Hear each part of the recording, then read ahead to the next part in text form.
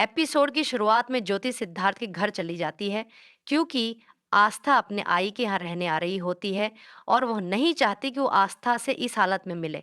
ज्योति सिद्धार्थ के साथ जा ही रही होती है कि दूसरी तरफ आस्था आ रही होती है, लेकिन इन दोनों को नहीं पता चलता कि ये एक दूसरे के पास से गुजर रहे हैं। इधर आस्था श्लोक के बारे में सोच ही रही होती है कि तभी वहां अज्जू आ जाती है और पूछती है कि तुमने श्लोक को खाना खिलाया तो उसने कुछ कहा क्या? आस्था कहती है कि नहीं, उसने आई लव यू कहना तो दूर, थैंक यू भी नहीं कहा, बल्कि उल्टा मुझसे ही गुस्सा हो गया और मुझे अभी तक कॉल भी नहीं की।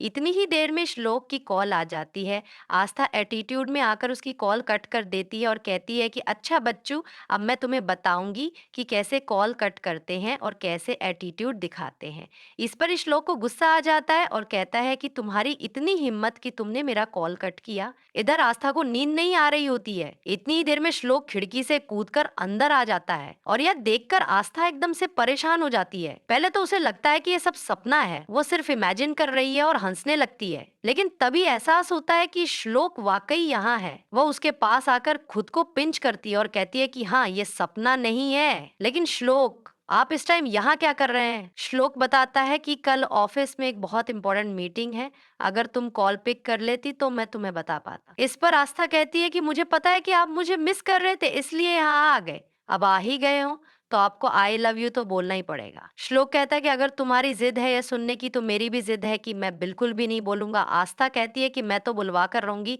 लेकिन श्लोक कहता है कि नहीं, मैं नहीं बोलूंगा, तुम जो मर्जी कर लो और याद रखना मैं सुबह तुम्हें लेने आऊं। तुम जल्दी से रेडी रहना ताकि हम मीटिंग के लिए लेट ना हो। ये कहकर श्लोक वहीं से खिड़की से वापस चला जाता है। सुबह हो जाती है। आस्था की आई उसे समझाती है कि जब तुम घर जाओगी तो तुम्हारी आई भी तुम्हें एक साड़ी देगी, उसे ले लेना। फिर आस्था श्लोक के साथ वहां से निकल जाती है। आस्था और श्लोक दोनों गाड़ी में होते हैं। तभी आस्था कहती है कि आपको दिखाई नहीं दे रहा कि मैं गुस्सा हूँ? श्लोक कहता है कि ये तुम्हारा प्रॉब्लम है, मेरा नहीं। फिर दोनों ऑफिस पहुंच जाते हैं। ऑफिस में सब लोग आस्था की तारीफ करते हैं। आस्था श्लोक से कहती है कि सबको मैं अच्छी लगती हूँ, बस आपको ही नहीं लगती, और इतना सारा काम क्या मेरे लिए ही छोड़ा गया था? तभी आस्था फाइल सेट करने लग जाती है। जैसे ही श्लोक बाहर जाता है, आस्था उसके लैपटॉप में अपनी फोटो डाल देती है और उस पर आई लव यू आस्था लिख देती है। तभी वहां श्लोक आ जाता है।